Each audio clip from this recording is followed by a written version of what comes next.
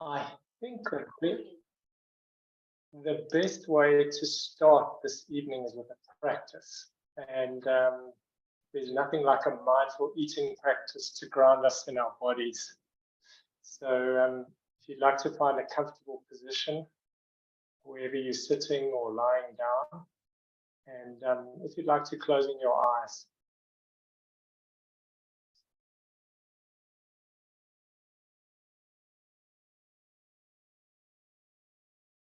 Taking a few moments now just to connect with your body. Notice what you're bringing into the space. Our bodies are a wonderful microphone for sensing what's really happening in our lives. Noticing the contact of your body with whatever's supporting you through your feet, through your seat, through your hands. And then just noticing that you're breathing. Just becoming aware of your breath for 2 or 3 breaths.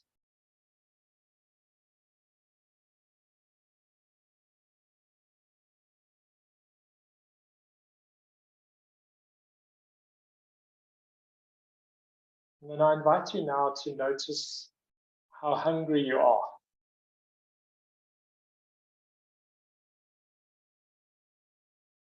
And if you were to give your hunger a score out of 10, with 0 being not hungry at all, and 10 being extremely hungry or as hungry as you've ever been, and 5 would be moderately hungry.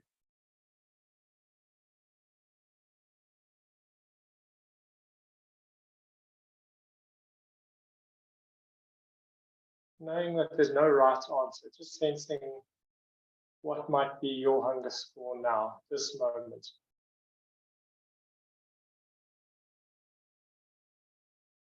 And once you've felt into that number, asking yourself how you know what that number is. What sensations or experiences are giving you a clue as to your hunger level now? What are you noticing in your body, in your emotions, and in your thoughts?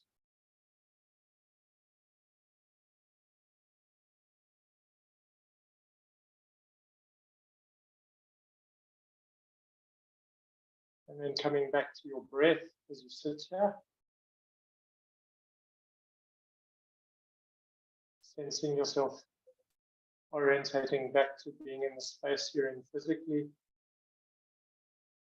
And when you're ready, opening your eyes.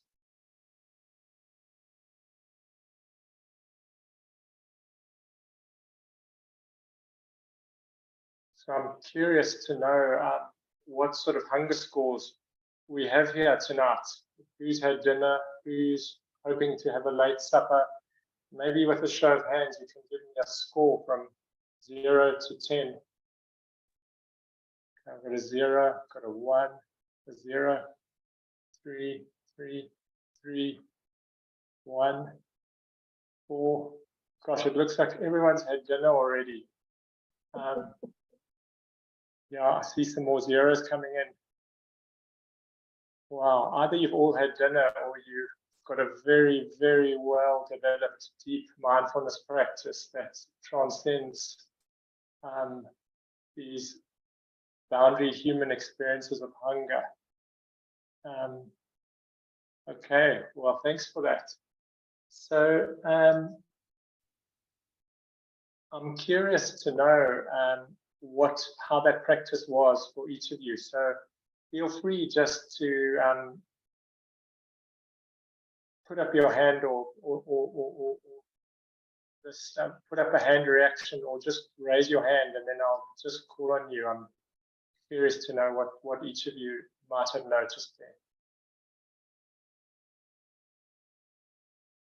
Okay, Louise.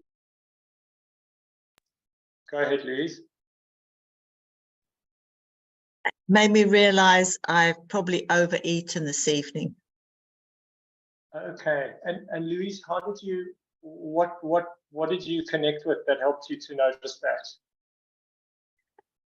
A sort of like a fullness around the middle that was sort of maybe a bit too full, because I think when I know I'm going to have load shedding, and as you can see by the darkness here, I've got load shedding, then I eat earlier than I would do normally. Yes. And so I wasn't really hungry when I ate.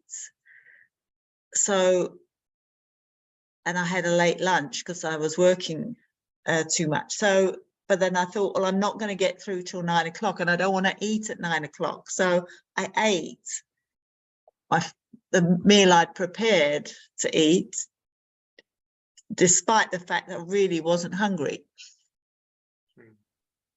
Thanks, Louise. So I'm almost sensing it was almost a preemptive eating. I'm going to eat now to prevent myself getting hungry later. Yeah, because I know I can't cook and we've got this meeting, and so, Yes. and I only finished work at 5, so then I had till 6 to eat, because then everything went off. Yes. Thanks, Louise. Nordland.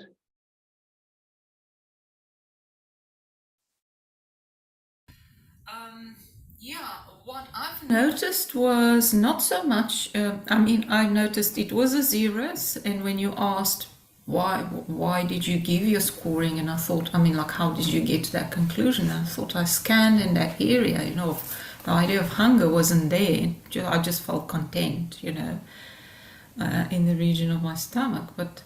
And I realized, okay, I'm not hungry, but I'm not bloated, I'm not expanding. My tummy doesn't feel full, but it feels all right. And I've realized that, okay, but it's something. So I thought, I think I'm thirsty, actually. Now that I'm thinking about food, you know, I don't want to eat, I'm okay, but I'd rather drink some very cold water. And then all of a sudden, as I came a little bit further into the area of the chest, I realized I actually craved for something, but I wasn't sure what it was, even though I wasn't hungry. So yeah, I don't know what that was about. It's the type of, I probably should open the fridge and close it about 10 times, you know, still not knowing what I want. But that was the feeling, very, very present. So I thought, oh, this is interesting. Yeah.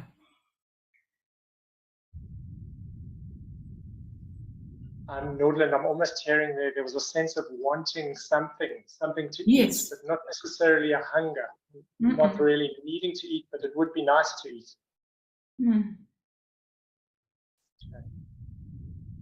Okay. I see there's some comments in the chat. I'm just going to see if there's. Okay. Can everyone hear me all right? Is my sound clear enough? Yeah. Okay. Right. Super.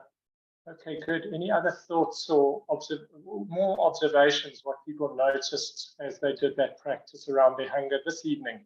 Quite focused on your experience tonight.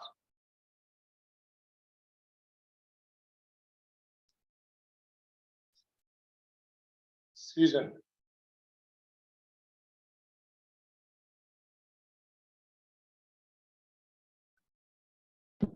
Hi, sorry, sitting in the dark in load shedding, so excuse the lack of visuals.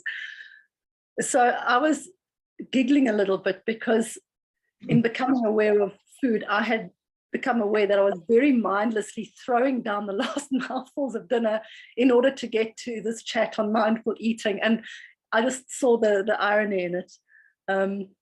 But it was wonderful to feel that, having just eaten a lovely vegan meal, which my daughter cooked for me, that there was this feeling of complete satiation. And I'm sort of from an athletic background, so my body's got quite a quick metabolism. I'm always hungry, so I'd love to tell I'm an 8 or a 10, and I was like, I'm actually really satisfied, and I don't often appreciate after a meal I'm satisfied. So it just brought me to this realization of feeling satisfied. Yeah, interesting. Thank you for the pause. Thank you, Susan. Thank you for note. As you say, it's unusual how rarely we actually pause to notice that we are content and satisfied. We've already moved on to the next part of our day.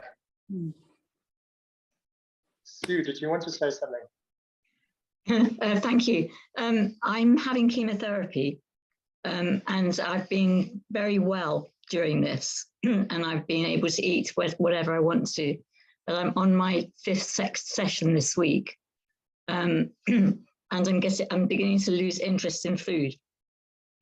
This morning I had a cooked breakfast, and I had a large omelette for lunch, and I had intended having some soup this evening, but I ran out of time. But I've got some orange juice with nutrients in it. And I'm just wondering whether that's enough for today, or whether I still need to have the soup as well, which I'm really not hungry for.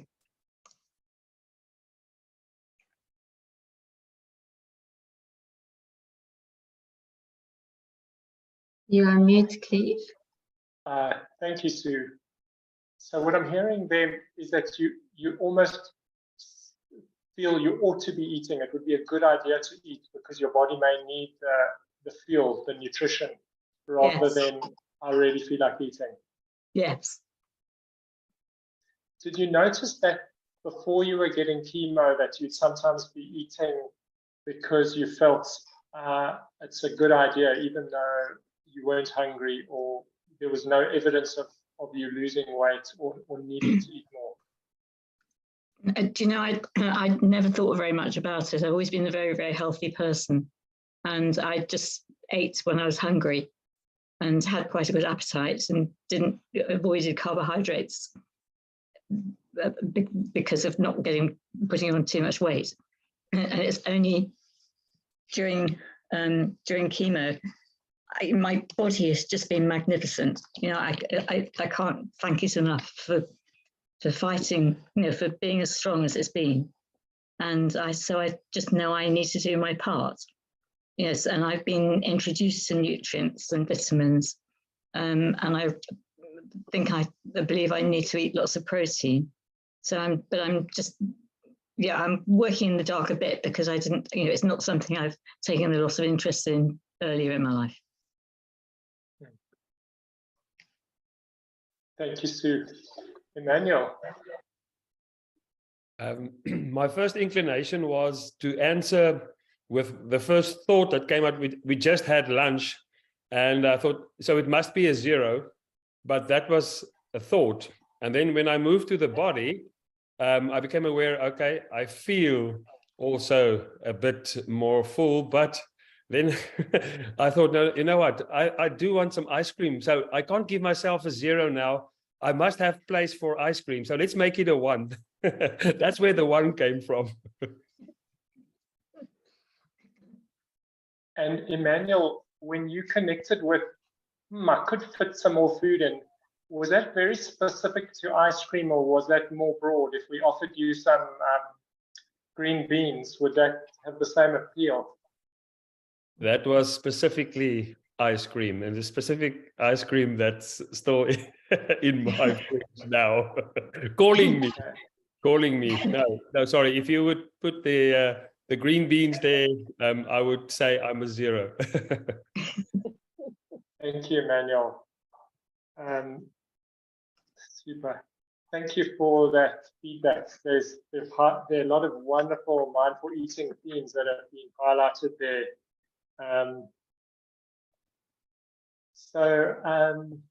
Let me introduce my interest in mindful eating a bit before I move into the topic. So I studied medicine at UCT and then moved up to rural Limpopo 20 years ago.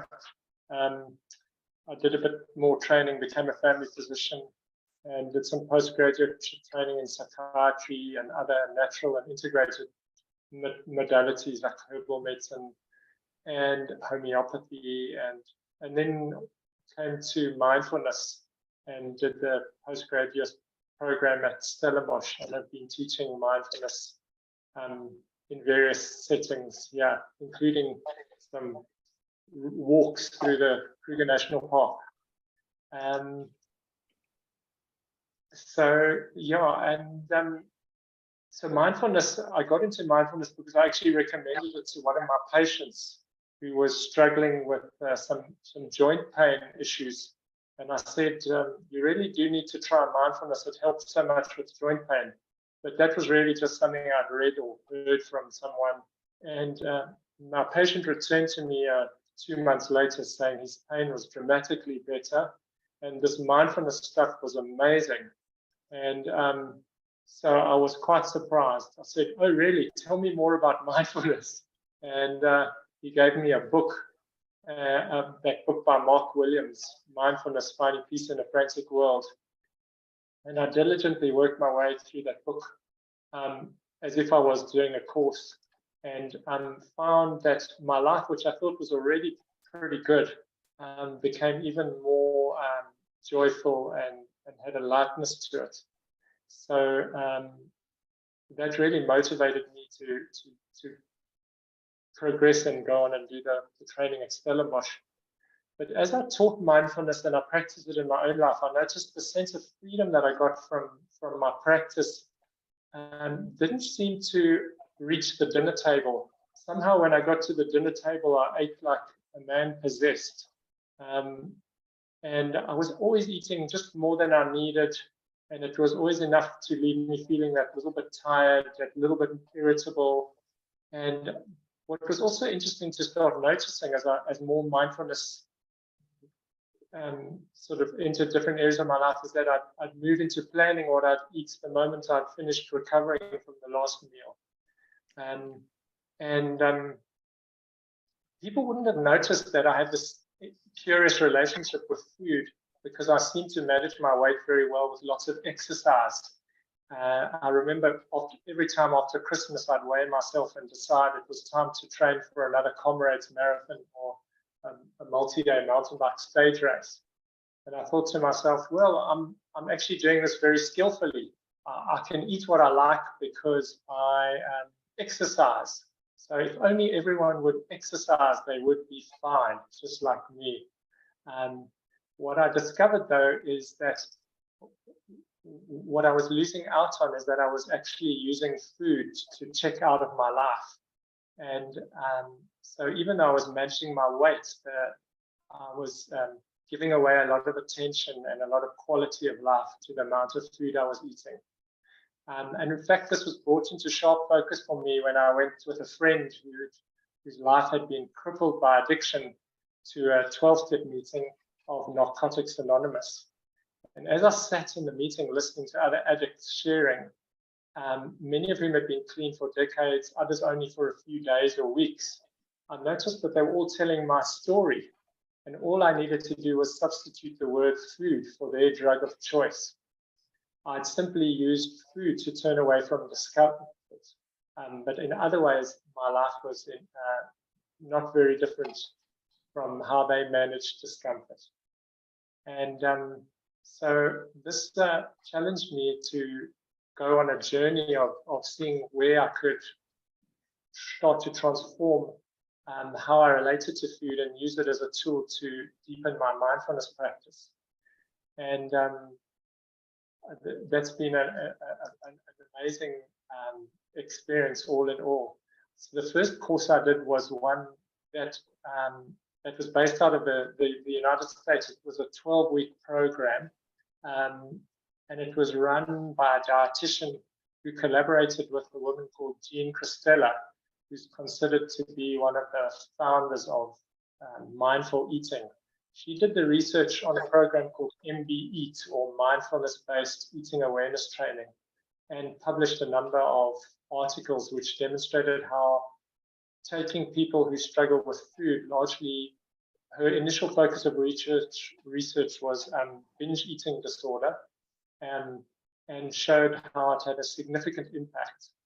And she's done a number of studies since, and there have been dozens, if not probably hundreds and hundreds of studies around food and mindfulness since then.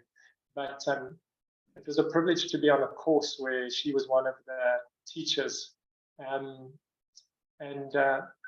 learned a lot on that course. There were an enormous number of really good practices on the course, and that were just really quite life-changing. And something you said, Sue, really touched on one of the practices we learned there, where you talked about how amazing your body's been and the sense of gratitude for this magnificent body. And one of the practices we learned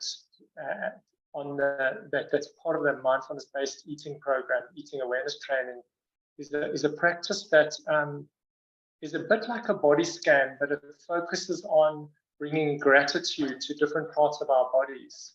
And a big theme for many people, and those of us who struggle with food, is often having a kind of a distorted relationship with our bodies and a disconnection from our bodies. And so it's a very, very moving practice for people to connect with each part of their body and bring gratitude to it. And also to notice what the feelings are that come up around that part of their body. It's what often arises is people will be very comfortable with one part of their body, maybe their arms, but be very uncomfortable with their legs. They'll have certain ideas around their legs. And it's a very beautiful practice to explore. And yeah, so that comes up, that just was touched by something you said, Sue. And I think it's important to mention I'm sort of flowing sort of organically as things come up for me based on what was shared. Another key thing that emerged is, and I think it's relevant to the whole trauma-informed mindfulness teaching, is how one needs to be very careful when running an 8-week or mindfulness course with an emphasis on mindful eating, because when one uses the body scan, one needs to often do it much later in the course. Sue, if you can just mute your microphone there, that'd be great. Thanks. So yeah, that's just something, just as a sideline for those who are also mindfulness teachers, is there's certain subtleties around teaching mindfulness and mindful eating that are a little bit distinctive. So yeah, maybe I'll just dive into a few of the points that were shared when we were talking about eating to prevent going hungry. Someone mentioned that, and that's an important theme in mindfulness, in mindful eating training, is normalizing the experience of hunger. That the big theme for many people around eating is this morbid fear of hunger, as if it will be some kind of end of the world. And I noticed it in myself too, where I don't ever remember being short of food as a child, which would explain that sort of worldview. But somehow every time I eat, I feel as if I need to eat to ensure that I'm not going to be hungry for the foreseeable future. And even though my pantry's full, my fridge is full, there's shops everywhere I go. And there's a real fear of hunger. And one of the practices that is taught in the mindful eating training is exploring hunger and normalizing the experience of hunger. And it can be quite a life-changing practice. The official MBE program is a long program. It can be 12 weeks long. Generally, it's offered in shorter formats because people want something in 6 weeks or 4 weeks or 8 weeks. But to really drop into a mindful eating practice, it really takes 12 weeks. And I was astounded how quickly that 12 weeks went past in the training, and I still felt I was only scratching the surface of the practices.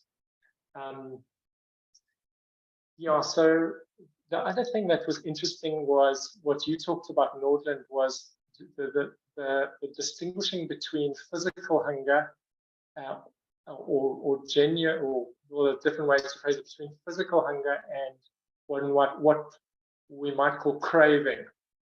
And there, it's a sense of, I'm full, but maybe there's something else that's missing. And that the scoring for scoring one's hunger, that 1 to 10, that little practice we did, is one of the fundamental or foundational practices in the mindful eating program. And by doing that 3 or 4 times a day, at different times, one when one's hungry, one just before eating, one during a meal, one after a meal.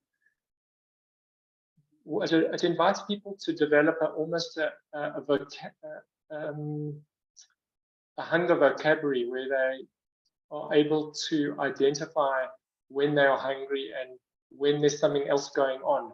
In other words, like you were saying, Norland, I've just eaten, but somehow it feels like there's still something missing. And then to kind of, in the practices, learn to drop beneath that. And one of the practices, which is quite a fun one to do, is to then go and score other feelings on a scale of 0 to 10. How tired am I? On a scale of 0 to 10, how resentful am I? On a scale of 0 to 10, how happy am I? Food as a way of celebrating. So it's not just boredom and sadness that are precipitants of eating when I'm not hungry. So these are ways in which the program really helps people to connect with their hunger at a very at a different qualitative level. And I think what's important to point out is it's quite normal to first find that scoring of 0 to 10 for people of how hungry they are. Many people find it very, very difficult at the beginning. And I think it's similar to when one runs an MBSR, where people are asked to identify their feelings, and it can be very, very tricky. And only 8 weeks later do people find a way of verbalizing a feeling experience. And so I think it's so important, just to normalize that, to remember that it takes time, that it's a practice like learning to read. And with practice, doing the hunger score at different times of the day, when one's hungry and when one's full, then subtly these fine feelings start to become more accessible. And then just touching on what you said, Emmanuel, around I'm full, but I've still got space for ice cream. A common experience. My ice cream stomach seems to be bigger than all my other stomachs together. So I really relate to that. And generally speaking, when I'm filling my ice cream stomach, I know I'm going to regret it. That in some way I'm going to feel tired or have less emotional serenity than I have when I stop, when my bean stomach is full. But that's easier said than done. And one thing that comes through strongly in all the mindful eating is how, when we're eating, we're really trying to fill what's essentially an emotional stomach. My favorite quote is, I was chatting to someone about food. I have many conversations in my practice around food, supporting people to change the way they eat. And someone said to me, I only have one emotion, and that's hungry. And I thought to myself, golly, can I relate to that? I wake up, if I'm late for work, I'm hungry. If I've got too many things to do, I'm hungry. If I don't have enough to do, I'm hungry. And it takes a whole lot of mindfulness and often more focused mindful eating practices to plumb and tease out what that hungry actually looks like, and to distinguish I want to eat from I'm hungry. There's a well-known mindfulness teacher and pediatrician in the United States called Jan Chosen Bays, who writes a beautiful book called Mindful Eating.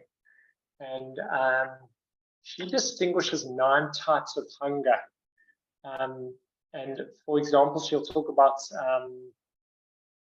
I hunger, and that's when someone in my family's eating. I've just eaten, and someone else, my kids come home and they serve a bowl of ice cream, or they start making toasted sandwiches after I've just had my tuna salad, and I think, golly, a toasted sandwich, now that sounds great. That's I hunger. Until I started making toasted sandwiches or eating ice cream, I had no desire to eat anything like that, and the thought wouldn't have occurred to me until I'd seen the food. That's I hunger again. And just by bringing awareness to that, by almost having a vocabulary for it, has been very helpful for me. Another hunger she describes, which is interesting, is something called touch hunger, which is the experience of food is such an essential thing as we eating something. And she was referring to some research where they studied friends meeting in a cafe and noticed how many times they touch each other. And in an hour in England, people didn't touch once. In the United States, it was twice. And then I think in Puerto Rico, it went up to 180 times in an hour. That was 3 times a minute they would touch each other. And you can see why we're so hungry, because there are all these hungers in our lives that are essentially expressing an unmet need. And food is our way of trying to address those needs. And I suppose in some ways one could extrapolate her teaching around mindful eating to many addictive behaviors, whether it's smoking or other drugs of choice. We all just have different drugs of choice to try and address and fill that hole. Yeah, so let me see if there's something else I want to comment on here. Yeah, I just want to check in. So, yeah, then, that's what I wanted to touch on. Yeah, so after that, I did that course in the US, which was fantastic. And then I did one actually based out of the Netherlands with a woman who teaches mindful eating there. And then, interestingly enough, I found that we have a local expert of our own, Julie Dean Williams, who's a dietitian and a mindfulness teacher. In fact, was a director of IMISA for many years. She was practicing in Cape Town, although recently moved to the UK. And she's got a lifetime of experience working with people with severe, varied eating disorders. And she offered an outstanding course that I was very grateful to have done before she moved, which she very aptly named, What Are You Hungering For? And there were just another whole set of very, very useful practices around food. And she highlighted what I think had kind of been a little bit glossed over in the MB Eat program. It's kind of mentioned on paper, but in some of the mindful eating courses that are offered, it's sometimes glossed over would really be the best word, where what she highlighted is that one has to, besides giving people a way of connecting with their emotions around eating, one actually also has to give people a practical toolbox. And in the MBE program, that practical toolbox is referred to as external wisdom. And this is juxtaposed with internal wisdom, the internal wisdom being developing that emotional vocabulary and awareness.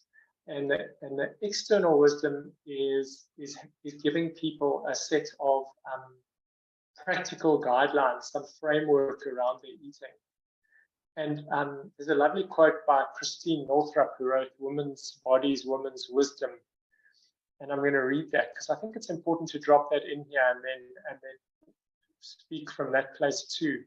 And Christine writes, every overweight woman, and I would say probably a person who finds themselves overeating, is clear about what she shouldn't eat.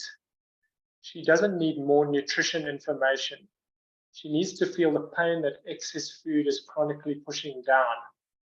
So I think there's a deep awareness of mindful eating as working with that, and that's the internal wisdom. But what comes up in the MB Eats is that the external wisdom is actually also key, because at some level we've all been bewildered by the amount of nutritional information. And sometimes the word orthorexia comes up in this in this setting, orthorexia being, I know so much about healthy food that it's almost paralyzing, that I don't know what to eat because everything has got a flip side. And so I end up just eating McDonald's because I'm not sure if the tuna salad has got mercury in it. So there's a key to actually helping people to find some sort of framework around their eating. And in a lot of the research, including the early MBEAT research and more recent research, it's shown that the mindfulness-based eating interventions have a much longer-term impact, an impact on not only well-being, but also on weight when it's coupled with a solid component of external wisdom. And to give you, I'll just touch on some of the themes that come up on external wisdom, because I think they're quite useful. And then for me, they kind of touch on some of the things like with the MBCT, where there's this integration of a cognitive behavioral approach that also builds and feeds into, in a very creative way, the mindfulness practice on its own. So the practical things that are integrated into the mindful eating courses that have been shown to have a long-term impact on weight, binge eating patterns, include things like, and I think it's important the way they do it, because I think by giving people too much information in one go, or as a very much a lecture or sort of didactic exercise, it can almost be paralyzing, and they already, as I said, have got all that information. So a simple one would be, in 1 week, people are taught when they eat, just eat. So in the words of Thich Nhat Hanh, he says, eat, then read, then eat, but not at the same time. And it's teaching people that when I eat, I need to sit down. I need to switch off the television, and just doing that for a week, and then coming back to the group and as a review of the home practice alongside the other mindfulness practice. There's this exploration of just how much changed with that very basic instruction. Then the other things are just basic, encouraging small levels, simple, accessible levels of physical activity. Whether it's going for a walk for 15 minutes every day, or whatever's reasonable for a person. And one has to be very sensitive around this and individualize it and keep it very open-ended. And then also basic food education around high GI versus low GI foods. And also like a caloric load of a glass of fruit juice versus an apple and another piece of fruit, and the level of satisfaction. So each week there's input around each of these aspects. Julie Dean Williams in her course also encourages people to develop a routine around food and developing a window between meals of 3 to 4 hours, and how this is a very sometimes quite terrifying when one's been a grazer, because when we stop grazing, for some of us that can bring up a lot of feelings, a lot of anxiety around what the food's been pushing down. And sometimes a longer eating window is too long, but 3 to 4 hours is just manageable in the context of a supported mindful eating course. Yeah, so that's, I think that's an important one. Yeah, that's just the theme of being compassionate there, that for many of us, food is love, and strong feelings start to surface. If I always want to know why I'm overeating, I have to only stop overeating or eat less at normal intervals and notice what feelings are emerging. If you don't know why you're overeating, just stop overeating and seeing what happens there. Yeah, so yeah, I think that's some of the highlights of what I wanted to say. And then we're going to move into kind of an opportunity to discuss or ask or mention something. My invitation to you as you do that is is food is something that's close to all of our hearts, and it's very easy to move into a story, like opinions and ideas about food. I notice when I talk, since I've done more and more mindful eating, I stay away from conversations around food, more so than before I did. I used to have lots to say around food and opinions on what to eat and what food is good and what isn't. But as I've become more mindful around my eating, I've tried to speak more from my own experience, what's happening in my own emotions, my own heart, and my own body as that relates to food. And then I learn a lot more, and I'm not just repeating my story, which tends to take me to the same place it's always taken me to. So, yeah, if you can, speaking very much from your own experience as you share, or from your things that are close to and meaningful for you. So if you'd like to say something, please go ahead or drop it into the chat, or yeah, so then I see there's already a comment here from Nadia, so maybe I'll start with that. Nadia wrote, I think it's important to look at the language we use here. Overweight suggests wrong, as it's based on a mathematical formula we know as BMI, a formula that's been turned into a weapon. Those who are larger bodied do not automatically overeat.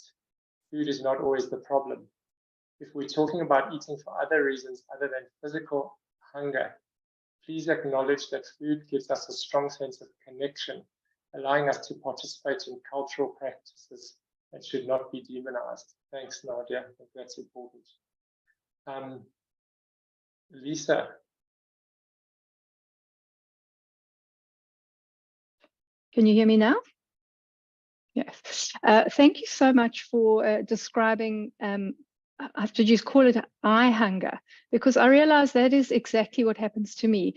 As soon as I'm out and there's something on offer that is enticing for me, I have this, it's like things move very fast. It's almost like things speed up, and I'm suddenly eating things that I normally wouldn't eat.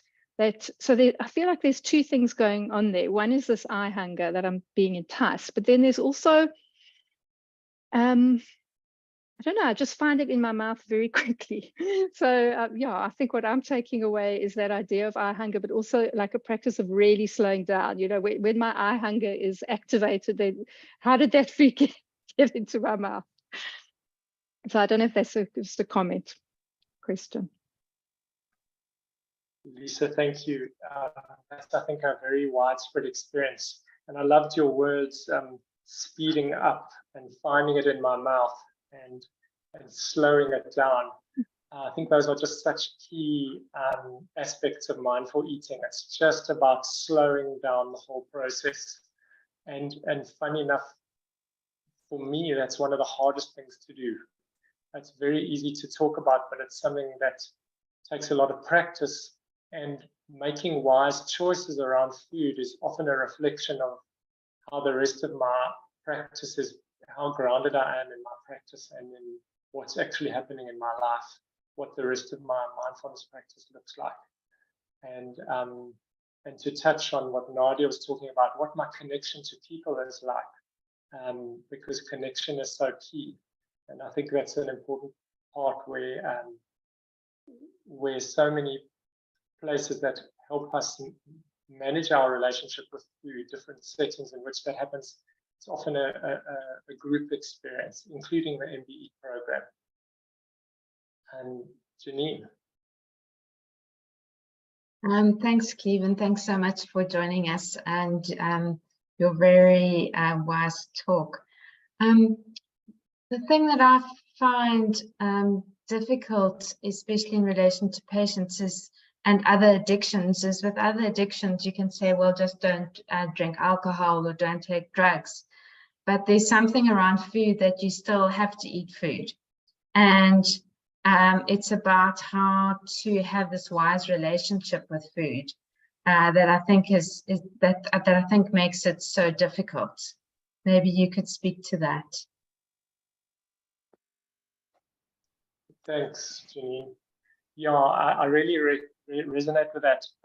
when I've worked with people that have moved from one addiction, some drugs or alcohol, and managed to put that down, often the food rears its head in quite a dramatic way. And as someone said, I have to take that line out 3 times a day and play with it. And before I could just put the line away, but now the line's out 3 times a day and I have to navigate that. And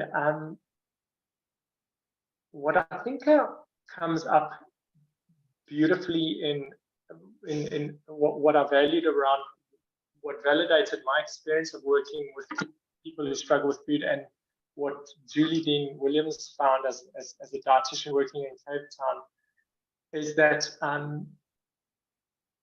it's sometimes nice to think, it's tempting to think, if I become mindful enough or spiritual enough, I can eat what I want, because I'll just at a deep level know that this isn't for me, and I'll just let go, and it won't appeal to me any longer. But it seems that we are very firmly rooted in our bodies, which are actually a great asset. And so we need to work within the parameters of our bodies. And what I try and do is to help people identify which foods they struggle to eat in moderation, and which foods do I have to eat in that I can't stop eating. So for some people that might be cheese, for some people that might be biscuits, for some people it's quite varied. But what is often a common problem, that overeating can be kind of where even a bowl of broccoli, when I eat too much broccoli, when a person eats excessive amounts of even healthy food, that can almost trigger a kind of a compulsive cascade that then moves on into other more of foods that are more obviously harmful in large quantities, more sugar-based or things like that. So I think the concept of trigger foods can be really helpful for people, where they start noticing, what are my triggers? Is it this, this, and this? And then also the context of trigger environments, where where someone might say, I can safely eat nuts in my muesli, but if I'm eating nuts in a social setting where I'm feeling uncomfortable, I struggle to move away from the nut bowl, and I'll just hover at the nut bowl and I'll just eat it until I'm going to vomit. But let me eat it in my muesli where I'm in a different space in myself, and the food is happening within a social or connection or cultural context. It's actually a very beautiful thing, and that's not an issue. So there, the nuts shouldn't necessarily be demonized in and of themselves, but one needs to recognize that as a dangerous context. And it could be someone who can say, in the day I can eat this food, but if I eat it in the evening when I've had a long day and I'm tired, that's a very high risk time, and I tend to eat more than I need of that food. And so it's helping people discover where they need to be realistic around their own challenges around food. And then, to be honest, what can be really helpful is to help people realize that eating that kind of food or eating in that kind of context is as dangerous as giving someone who has a cocaine addiction cocaine, but they can then define what's a healthy eating rhythm for themselves. So it really does need to be so individualized. Nordland. Yes, thank you, Cleve. It's so interesting this talk. I'm so glad I'm here. And at work, and I often have to diagnose, and I work as a psychologist, so I see a lot of young women with depression sometimes, and it turns out that there is an eating disorder also part of that clinical picture. And I was wondering, you know, in terms of mindful-based eating, how does one approach? Obviously, I'm not going to conduct a program without being trained in eating disorders and so on, but I do come across a lot of students who have this issue, and it seems to be generational also, and especially with daughter-mother type of relationship. And because of that, sometimes I wonder, you know, if in this space there you could answer, you know, or you could guide me through how's that connected with mindful eating, because now these are people who do restricted eating in order to lose the weight and feel satisfied with that and obtaining the compliments that they kind of delude themselves they're getting, because it's not based on reality, and maintain that way. So I don't know if it's the right space for that question here right now. If you came across, and if you recommend something, like what groups I could maybe send them to, or clinics, or because often those things, I know in Cape Town we have Montrose Clinic which deals with eating disorders, but I don't know how much of the mindfulness fits in there and how it's approached. So thank you. It'll be appreciated. Thanks, Nordland.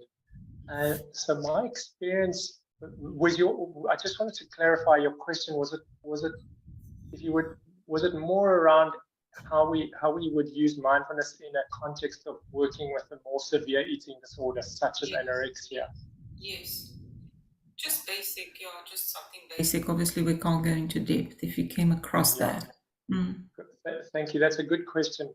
And I think it's an important question because, like with teaching an MBSR, where we in some ways have a questionnaire and a screening process, because when we're dealing with people in some kind of active addiction, then dropping into presence can be very distressing.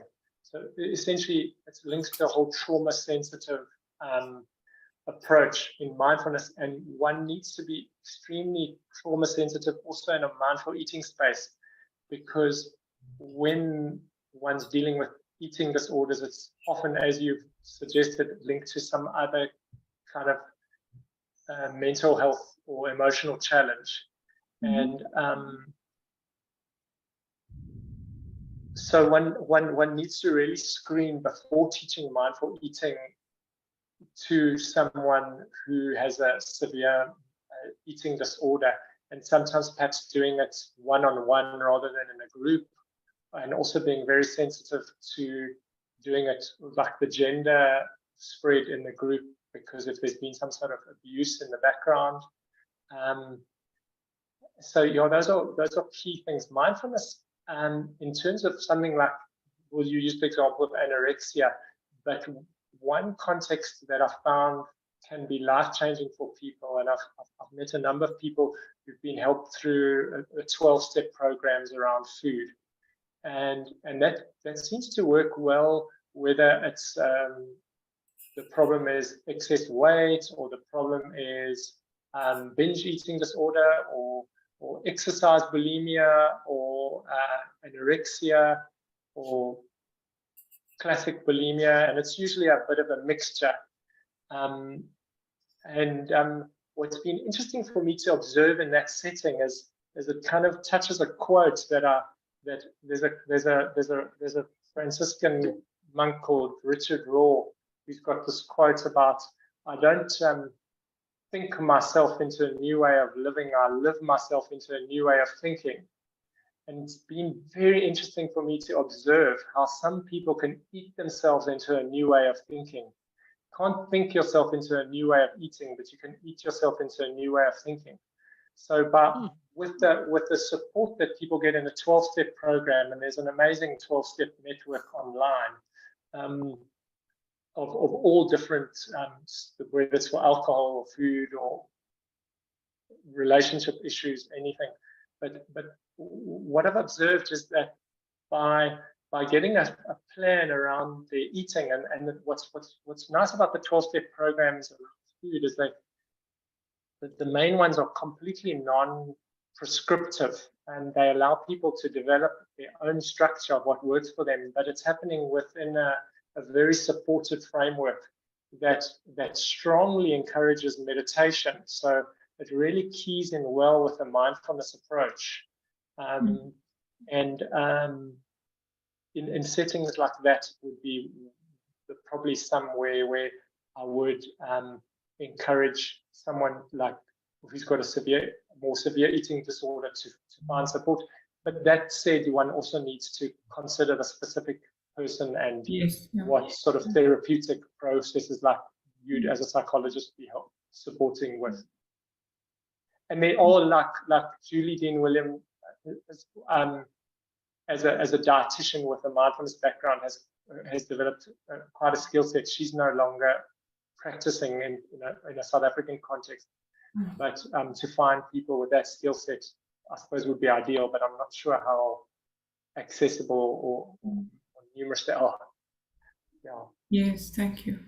Yeah, it's hard for me to point the direction because it often happens there's a secrecy about it and there's a shame attached to that secrecy. And it's like you said, it's trauma-based is definitely a problem more than just food, relationship with food. So it's just about, how do I point in the right direction? Because I know I'm not geared for that. It's just, And you said, the basis of all those practices and programs, they do have also meditation, which is useful. So that kind of answers the question.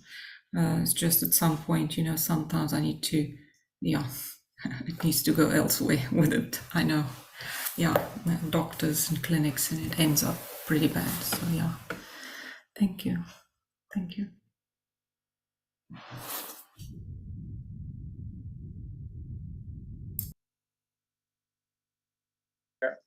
Lynette wrote in the chat here, I practice mindfulness actively and I struggle with emotional eating.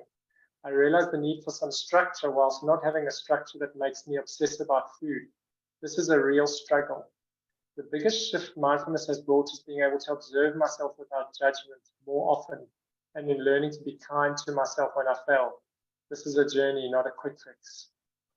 Yeah, thanks, Lynette. That's a beautiful observation. That's such a fine line, the giving that structure that doesn't create a sense of guilt and then perpetuate the problem, which is why I sometimes will language it quite differently than use the word structure, so that people get a sense of because one of the key features around eating mindfully is for me to eat mindfully, and this comes out in the external wisdom, is planning, is to help people plan so that I'm not driving somewhere and I haven't had lunch and now I've got to stop at a takeaway and try and find some sort of food that I can eat mindfully, when if I'd been mindful of what was going to happen in my day the day before, I would have packed something or prepared something. So when I talk about structure, it's more about that. It's about planning than structure, and saying, how can I plan my food? Because I'm yet to meet someone who's able to move to a more balanced relationship with food without putting in a bit of time around planning.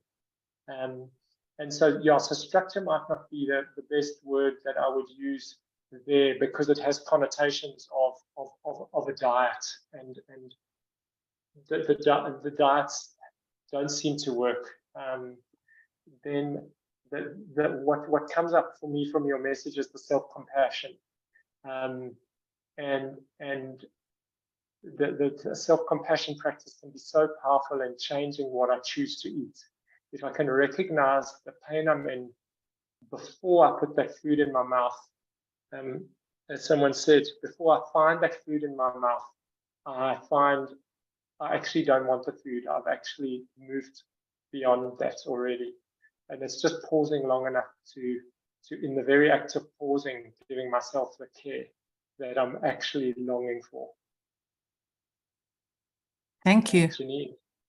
Oh, sure, thanks, Lynette. Janine, go ahead. I'm sorry to be asking all the questions. I recently read an article on attention deficit disorder, ADD, And the article asserted that 60 to 70% of adults with ADD were overweight, and asked the question as to whether there was a genetic component, but that said there was much more likely an impulsivity component. And so much so that they went on to say that anybody who presented being overweight should first be assessed for ADD and should go on to Ritalin. And so I found that quite an interesting construct, or an idea that you know, both impulsivity and overeating obviously are connected.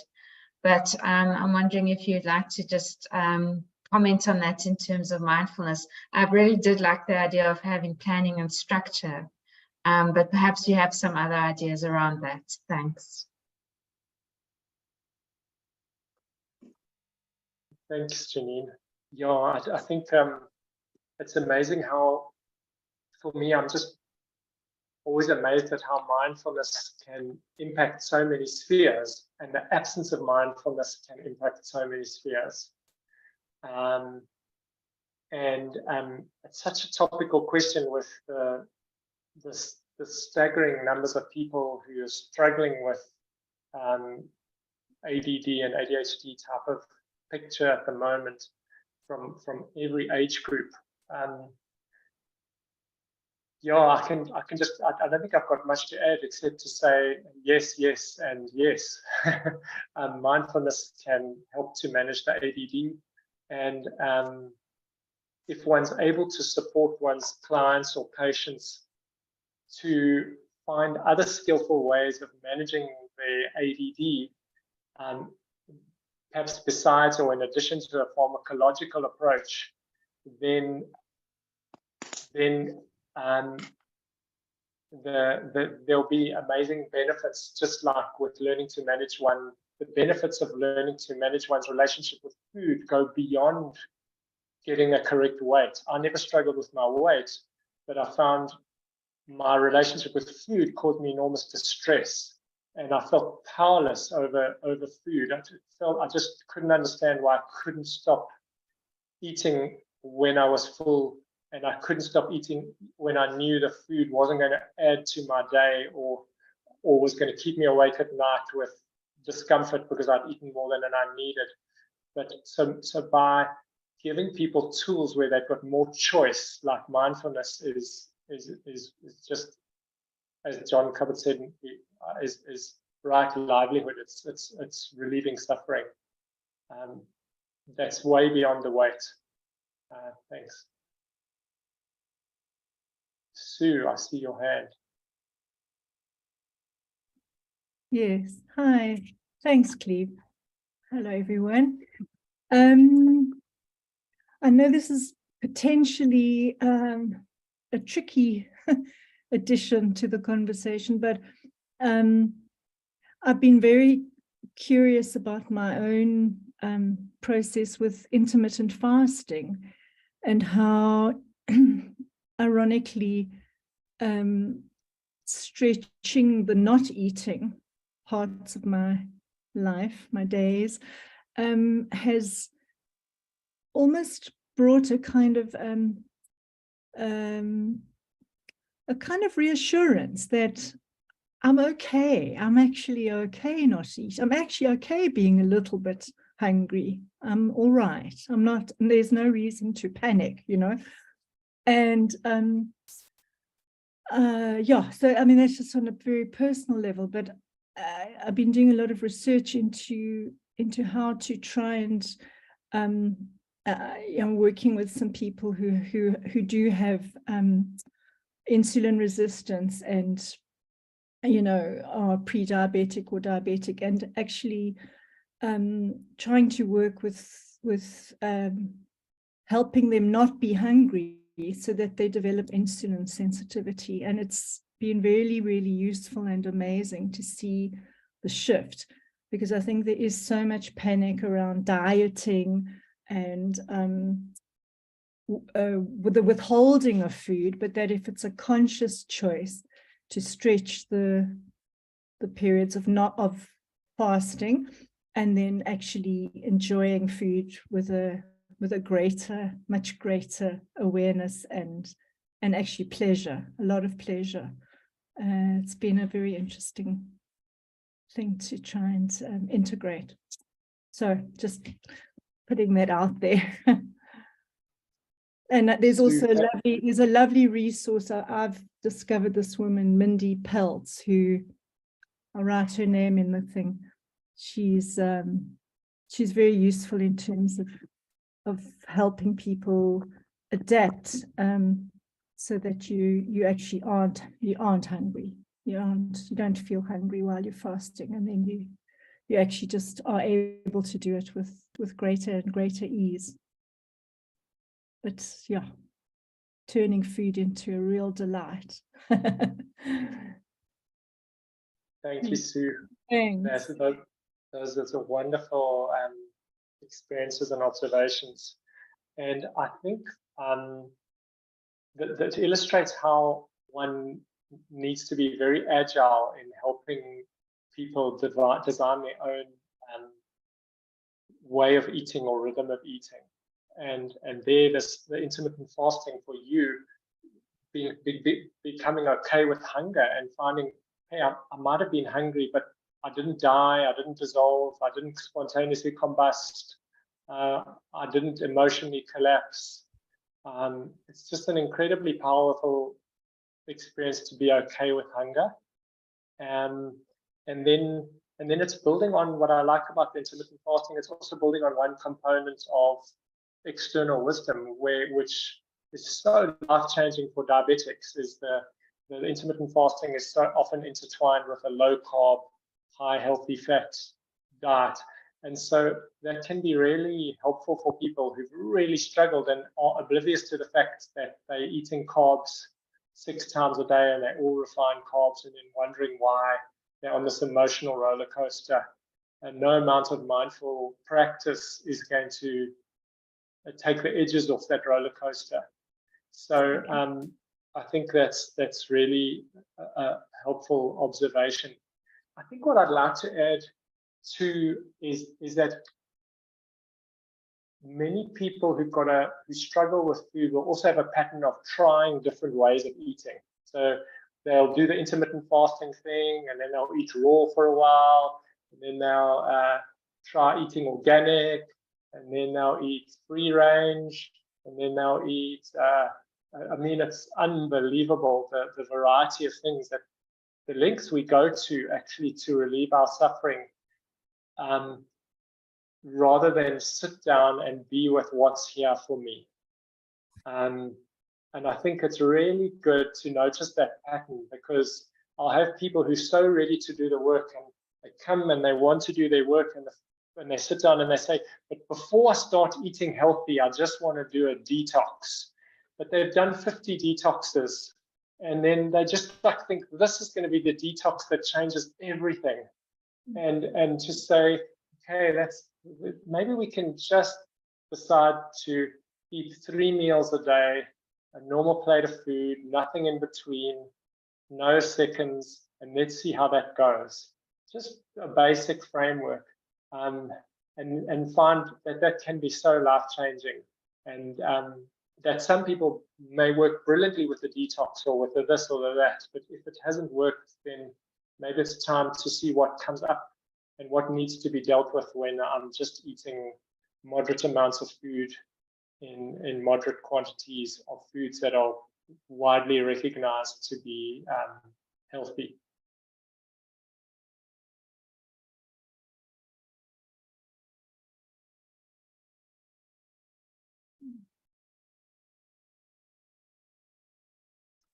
Any other thoughts or observations?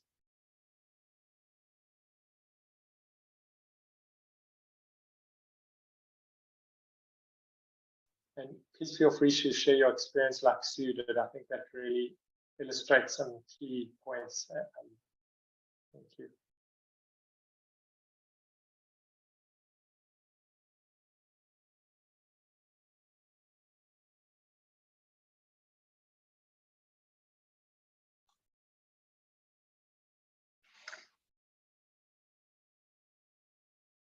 Yes, Sue, I see your hand. Go ahead. I was just thinking about smoothies. I was wondering what place you see for smoothies.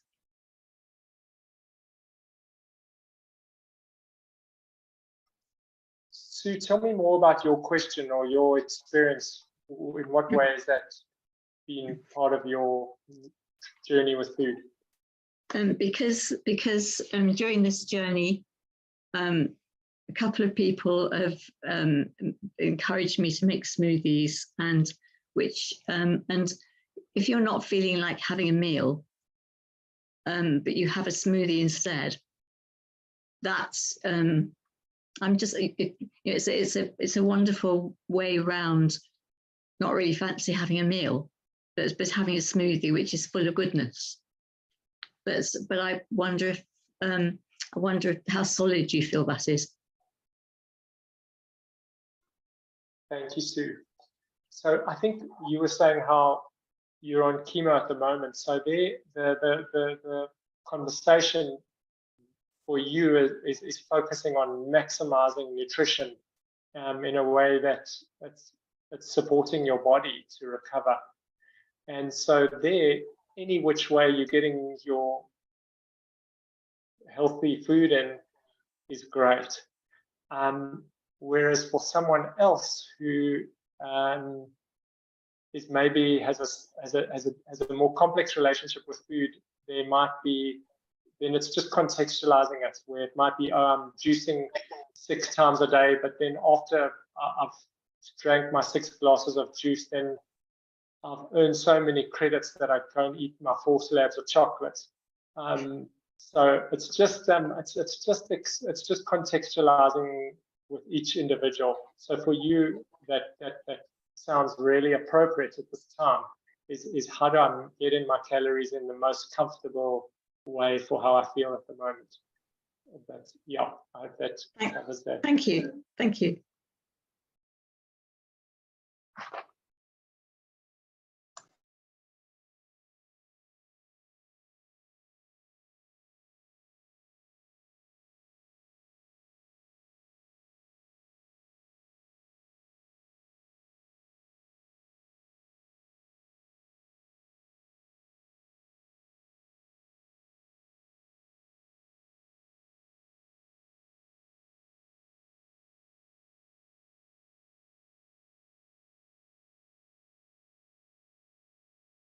Janine? Hi, sorry, me again. I noticed that you spoke around what to do with family members. So, you know, I wonder if you could speak a little bit to that. I have a family member who is very overweight, and it distresses me a lot. And I guess in the same way, if I had a family member who were an alcoholic, then I wouldn't be offering alcohol. And I find it always difficult to have a family member who's overeating, and then, you know, I have to offer food. But I mean, I suppose I'm just needing to be a lot more mindful about the kind of food which I offer. And it always seems like a difficult thing, like I suppose with a family member where there's no alcohol and you all want to have a glass of wine. Similarly, to you know, not be eating anything that's sweet when the other people that may be wanting to. It was just really a reflection. Thanks, Janine. That's a great reflection. I think it's as you say, the comparison to having a family member who's got some other addictive process and problem or challenge, and trying to work out how to help. From my experience of my own challenges with food,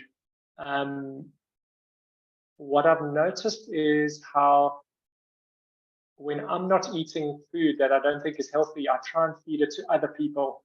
So I'll take my kids for ice cream. Don't you guys want some ice cream? Because I think it's a bad idea for me to eat ice cream, but I'd be delighted if you guys have ice cream, because at least someone's enjoying the ice cream. And that sort of vicarious eating is so interesting, because there's a real, like, you can pick up the kind of yeah, just the distorted relationship with food there. And I suppose what I try and do is when I'm preparing food for other people, is to say, how am I caring for them by the food? Because I actually do all the cooking at home, and I love cooking, but I need to be aware of, would I eat this food? And if not, why am I giving it to this person? And if I notice that they have a challenge with weight, why am I making it harder for them by kind of offering seconds? You know, people know that there's seconds. Like I've often sat with uncles and aunts where they say, "Don't you want some more? Don't you want some more?" And it's all good and healthy food, but in reality, I know when I want some more, and I know the food is there, and I can ask for it. And so I'm the one who will be like, "Who wants some more of my whatever I've made?" There's a real sign of kind of an exchange of affirmation that I'm expecting. So just to start noticing that can be really helpful. But I think what's important is to also not try and point things out. I feel very, this is kind of my journey, and I don't like it when people say, "Sure, that was quite a lot of that you were eating there. You seem to go back for thirds and fourths." I haven't ever found that to be helpful. I tend to then sort of entrench those behaviors in a kind of a defensive way. I'd almost need to get there on my own. And I'd also be sensitive, and I'd pick up quickly if people were removing foods to try and protect me from myself. But yet at the same time, I appreciate when they're not trying to make it harder either. So yeah. Barbara. Cleve, thanks so much.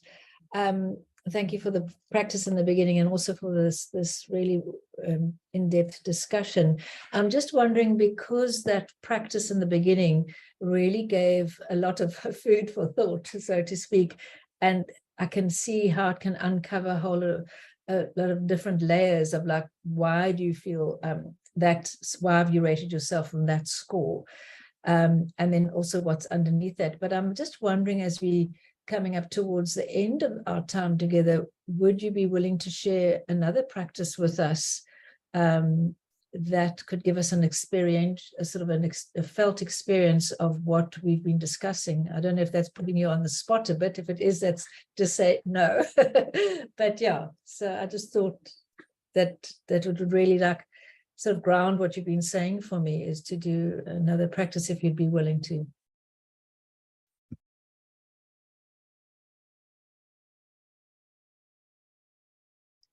Let me think about that.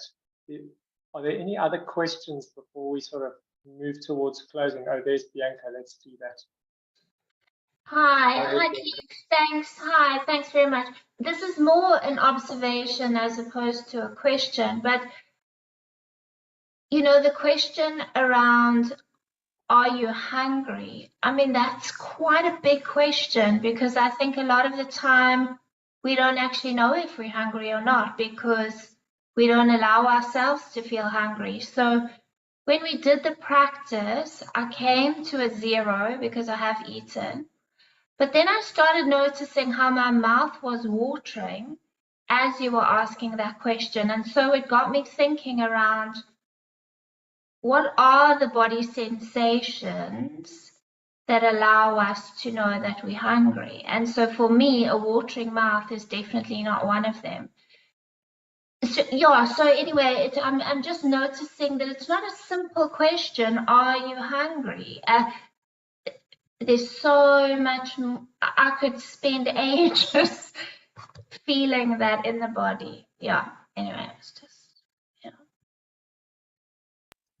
That's a beautiful, simple, profound observation. Thanks, Bianca. That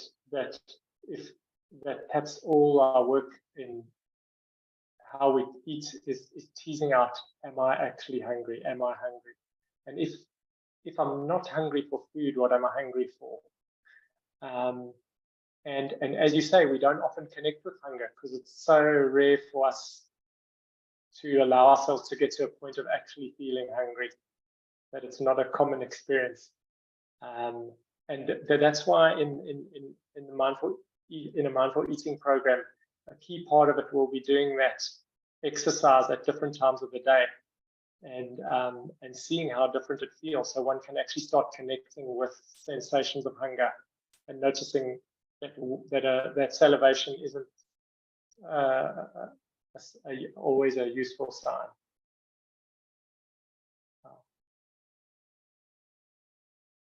Yeah, good. Anyone else before we move towards closing? Hasn't said anything who wants to add something?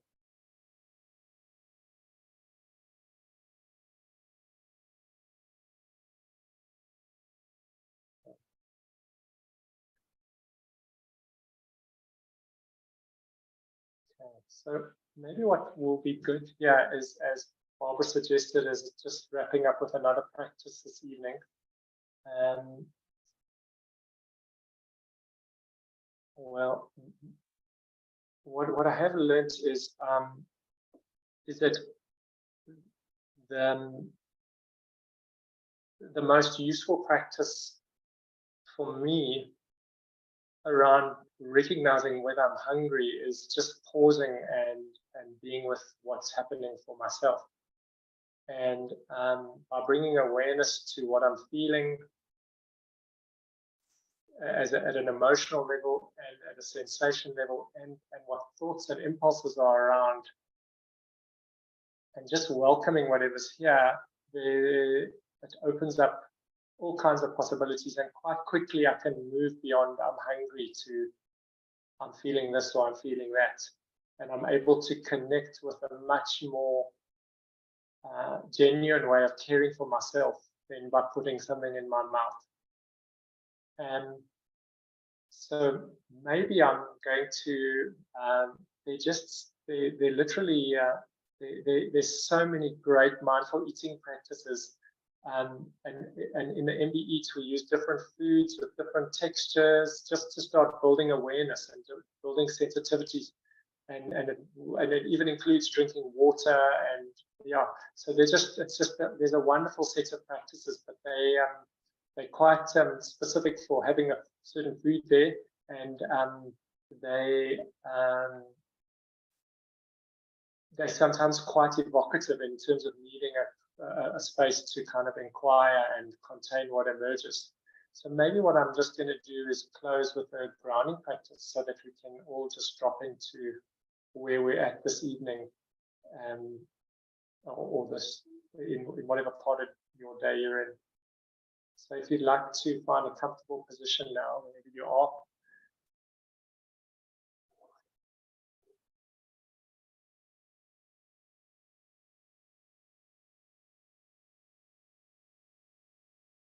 And just allowing yourself to noticing what's here for you.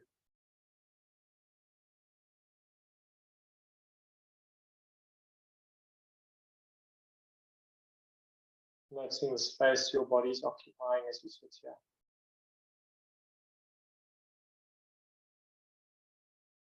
What sensations you're experiencing in your body now.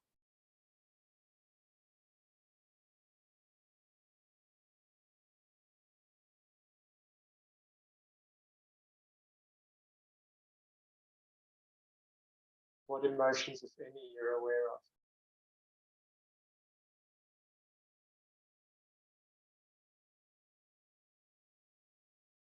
And any thoughts or impulses that are around. Not going out looking for any, but just as you sit here, opening to whatever thoughts and impulses there might be.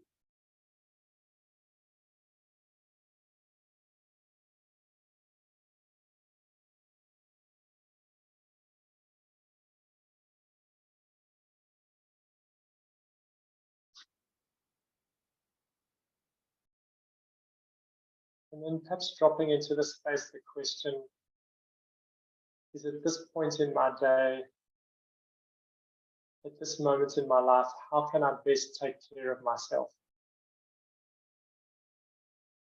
When I move from this place, what would be the most caring way for me to go forward?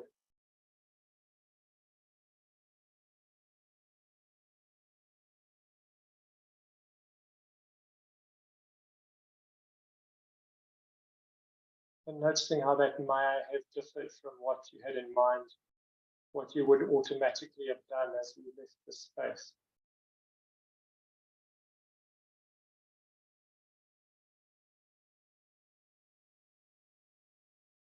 And then coming back to your body as you sit here, noticing the sounds around you,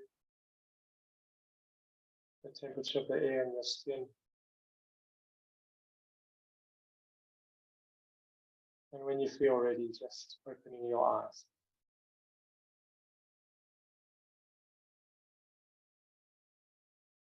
Thanks, everyone. Thank you, Cleve. Thank you so much for imparting your wisdom and for all that we've learned. And I'm sure that we've all really grateful and appreciative of this wonderful talk. So thank you, Cleve. Thank you. Pleasure. Thank you all.